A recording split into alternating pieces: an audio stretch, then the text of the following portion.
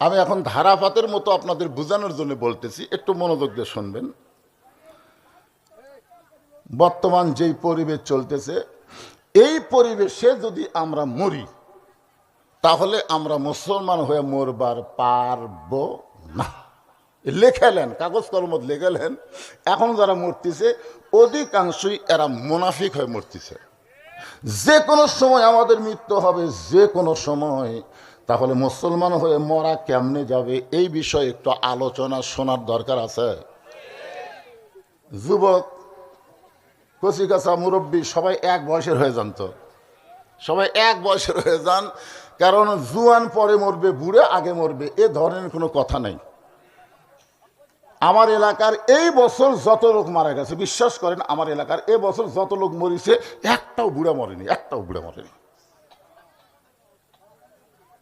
সব কয়টাই জুয়ান তাগড়া মরতেছে। তাহলে এইদিকে আবার পিছনে গল্প করে, দেখছেন, পিছনে আবার গল্প করে। যুবকেরা মনে করতেছে আজরাইল আমার কাছ থেকে বহু দূরে আছে রে। এখন মুসলমান যদি মরতে চায়, আল্লাহ বলতেছেন আল্লাযী খলাকাল মাউতা ওয়াল হায়াতা লিয়াবলুয়াকুম আইয়ুকুম আহসানু আমালান ওয়া হুয়াল আজিজুল গফুর।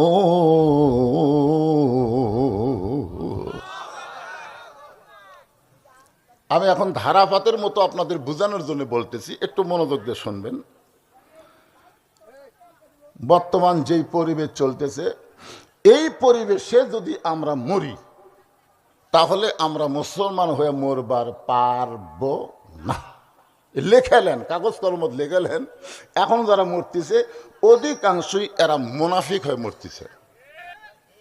এক জায়গাতে এই কথা যেই কইছি, সভাপতি সাহেব সেই করবো, হুজুর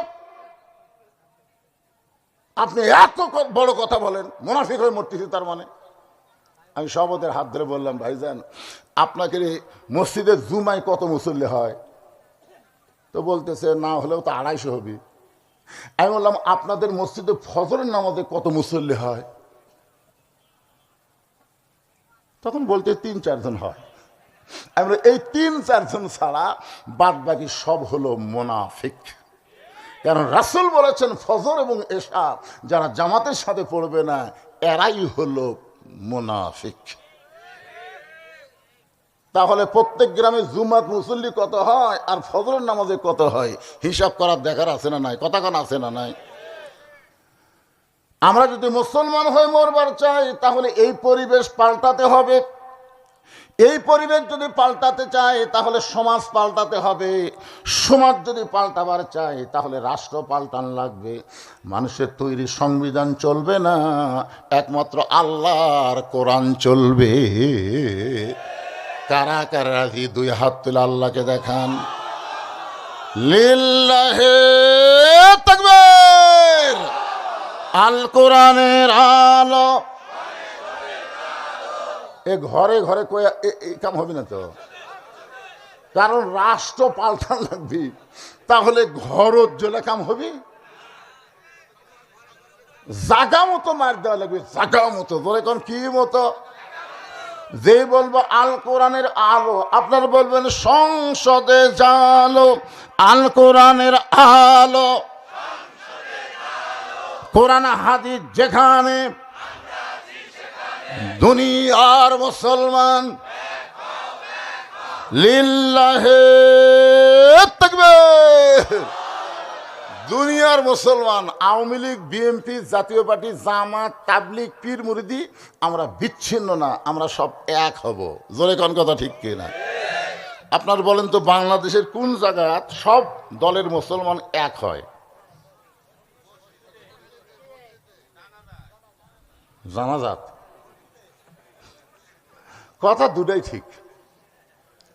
এক ভাই করলো জানাজার, এক ভাই বলতে মসজিদে। কথা দুটাই ঠিক।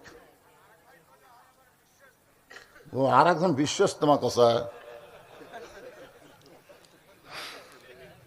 মানে যার বুঝ যেরকম সেরকমই কথা, কথা একটাও মিথ্যা না।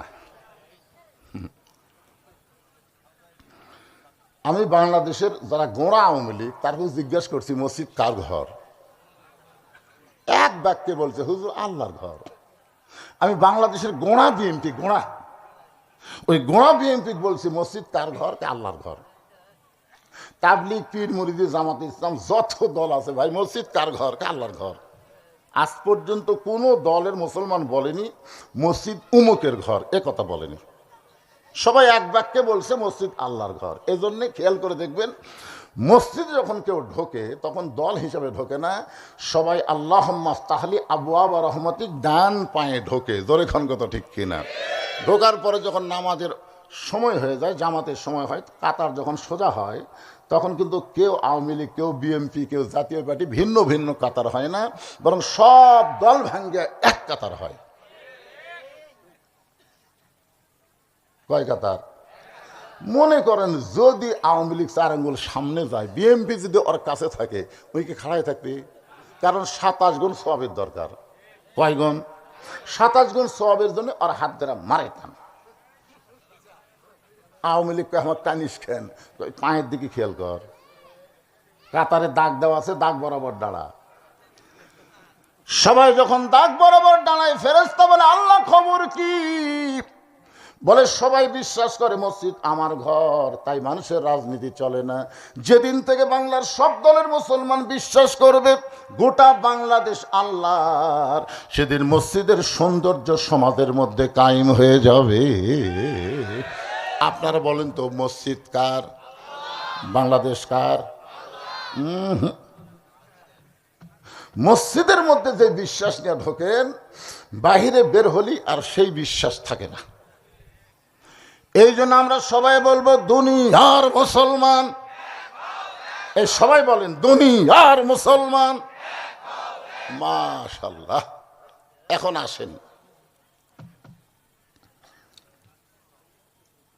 যে কোরআন থেকে তাফসির শুনবেন, আলোচনা শুনবেন, সেই কোরআন শুধুমাত্র ওয়াজ করার কিতাব না, ওয়াজ শোনারও কিতাব না, এটা বাস্তবে জীবনে আমল করার কিতাব। এটা প্রমাণ হয়েছে হযরত উমর। হযরত উমর ছদ্মবেশে মদিনার অলিগলি ঘুরতেছে শুধুমাত্র আল্লাহর কোরআনকে দেখার জন্য। সুবহানাল্লাহ বলেন। আপনারা তো সারা জীবন শুনাই গেলেন, আজ একটু দেখেন তো এটা কি। আজকে যে 3 জনের মাথায় পাগড়ি দেওয়া হলো, খোঁজলা দেখেন, এরা একটাও চেয়ারম্যানের বেটা না, এমপির লাতি না, এরা ডিসির ভাস্তা না। খোঁজলা দেখেন, এরা অধিকাংশই হলো গরিবের সন্তান। এই গরিবের সন্তানের মতো তোমরা পাগড়ি দিয়ে একটা হাফিজের যে কি দাম এখন পর্যন্ত আমরা বুঝলাম না। সবাই চিন্তা করি আমরা দান সজ্জা করি আর সেটা দেয় মাদ্রাসা চলে, আর সেই হুজুর কি হবি? এইটুকুই আমাদের বাংলাদেশের মুসলমানের বুঝ আইছে। আমরা যদি মুসলমান হয়ে মরতে চাই, তাহলে শোনেন, আল্লাহর কোরআন দেখার দরকার আছে না নাই? হযরত ওমর ছদ্মবেশে অলিগলি ঘুরতে গিয়ে হঠাৎ দেখতে পায় বিস্তীর্ণ মরুভূমির মধ্যে একজন রাখাল উট আর দুম্বা চড়ায়। হযরত ওমর আল্লাহর কোরআনকে দেখার জন্য রাখালকে সালাম দিলেন, আসসালামু আলাইকুম রাখাল ভাই, আমার পেটে ক্ষুধা লাগছে, আমি উটের 1 পেয়ালা দুধ চাই। সালাম দেওয়া কি? আরো জোরে নেওয়া কি? এনসিবির একজন নেতা বলল না, সালাম দিলাম, বৈষম্য করলেন। ওই আবার পাশে যায় বলতেছে, হুজুর 1 মিনিট আমাকে দিল, আর বাদ বাকি গুলা মিনিট দেয়নি, অল্প কথা বলবি, কিন্তু আমার বেলা 1 মিনিট। বৈষম্য করল। ওনার এই কথাতে আমি খুব একটা শিক্ষা পেলাম। আসলে তো বৈষম্য দূর করার জন্যই তো 24-এর স্বাধীনতা। ধরে কোন কথা ঠিক কিনা? এখানে আবার বৈষম্য রাখবো কেন? আপনি কি মনে করতেছেন অমুক দল ক্ষমতার যাবি, টাইম ধরে দাও, অমুক দল যাবার পারবি না? আপনি কেমনে জানলেন কে যাবি? এটা বুঝতে পারতেছেন আপনি? কারণ আগেকার বাংলাদেশ নাই। ওসমান হাদির মতো একজন মানুষ যারে কেউ চিনত না, তার জানা যায় স্মরণকালের মানুষ হয়েছে। ধরে কোন কথা ঠিক কিনা? আকাশেতে লক্ষ তারা, একটা চাঁদের আলো 1000 কোটি মানুষের চাইতে একটা ওসমান হাদি ভালো। এটা প্রমাণ হয়ে গেছে বাংলাদেশে। আগের দিন বাঘে খাসে, আগের দিন একটা ঝাউয়া নেতা, মানে সেই রকম ঝাউয়া নেতা যদি মরে, ওর জানাজাত মানুষ খুঁজে পাওয়া যায় না। ফেসবুকে একটা ছবি দিয়ে কার্টুন দিয়ে বলছে, শেখ মুজিবুর বলতেছে আমি 8টা গুলি খেলাম আর আমার জানাজাত 18 জন, উনি একটা গুলি খায় এত লোক। তার মানে কি বুঝতেছেন, আগের দিন আর আছে বৈষম্য করার কোনো সুযোগ, যারা বলেন সুযোগ। ওমর ফারুক সালাম দিলেন, আসসালামু আলাইকুম রাখাল ভাই, আমার পেটে ক্ষুধা লাগছে, আমি উটের 1 পেলা দুধ চাই। রাখাল সালামের উত্তর দেয় না, উটের দুধও দেয় না, খালি মুস্কি মুস্কি হাসে।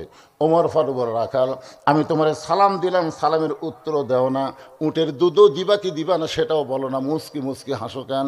রাখাল বলে, পথিক তোমার সালামের উত্তর দেব না, উটের দুধও তোমাকে দিবার পারবো না। ওমর ফারুক বললেন, আমার অপরাধ কি? রাখাল বলে, তোমার অপরাধ হলো তোমার পরিচয় দাও, তোমার পরিচয় দাও। ওমর ফারুক চিন্তায় পড়ে গেলেন, আমি আল্লাহর কোরআন দেখার জন্যে, সুবহানাল্লাহ কোন, ছদ্মবেশ ধারণ করেছি, এখন যদি আমার পরিচয় দেই তাহলে গুমর তো ফাঁস হয়ে যাবে।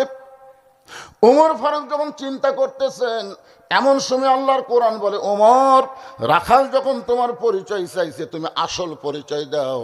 তোমার আসল পরিচয় হলো মিল্লাতা আবিকুম ইব্রাহিম হুয়া সাম্মাকুমুল মুসলিমিন।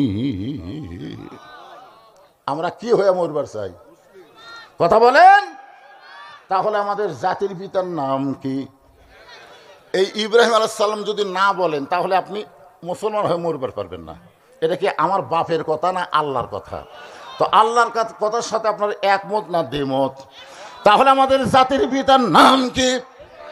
আরো জোরে জোরসে বলুন, মিল্লাতা আবিকুম ইব্রাহিম ওয়া সাম্মাকুমুল মুসলিমিন।